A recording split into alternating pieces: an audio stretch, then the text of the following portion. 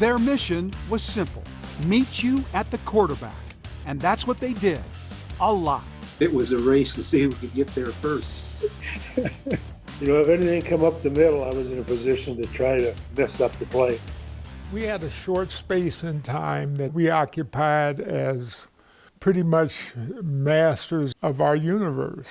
From the late 1960s to the late 1970s, the Vikings Purple People Eaters terrorized NFL quarterbacks and helped turn a young Minnesota NFL franchise into a perennial Super Bowl team. You could just see the fear in the eyes of opposing quarterbacks. That mystique and that swagger went a long ways in those days. Those four men, defensive end Carl Eller, defensive tackle Gary Larson, defensive tackle Alan Page, and the captain, defensive end Jim Marshall, will forever be known as the Purple People Eaters.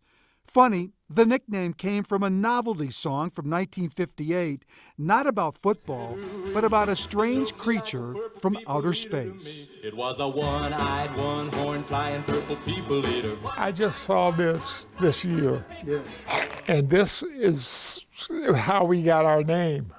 But you don't like that. I hate this, man. Why didn't you like this? It just sounded so cartoonish. Marshall always preferred to call the four of them the Purple Gang. Whatever the name, they were relentless. All you got to know is that they started every game, those three, except for one. Eller didn't start. He had a broken foot, and he came in the second quarter. They wrapped it up, and he came in the second quarter. They just played. And the funny thing about when the ball would change, when the defense would come off the field, we would tell the offense, hold on to the ball. So you could rest. Yeah. In 1969, the Purple People Eaters played so well that all four were named to the NFC Pro Bowl team and started the game together. 54 years ago in Los Angeles, and it's never happened since.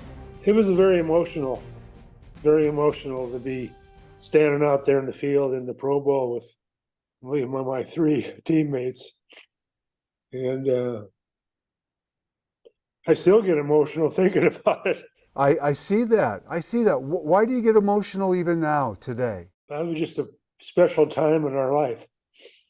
And they don't come along very often. In 1971, Alan Page was named the NFL's most valuable player as a defensive tackle. It's the only time in NFL history that's ever happened. You had to be wired every play, every down, because those guys, they knew how to play football and knew how to make things happen. And there's no doubt all of that success cemented the Purple People Eaters' legacy with Viking fans forever. The four of them prominently featured in the team's museum in Eagan. The original Purple People Eaters were together from 1967 until 1974. The late Doug Sutherland replaced Larson, who retired after the '74 season. And Bob Lurtsema, who came over from the New York Giants in 1972, filled in when needed. Thus his infamous moniker, Benchwarmer Bob. They embraced me so fast. Any defensive lineman would come in, and that's the way it was. Because now you're a teammate. You're locked in like that. Jim Marshall started his Viking career in 1961. He retired as the final Purple People Eater in 1979.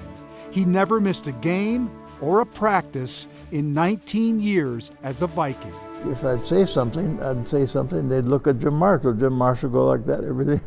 I figured it out pretty quick, so I wasn't here a month and he was the captain. I love Jim Marshall.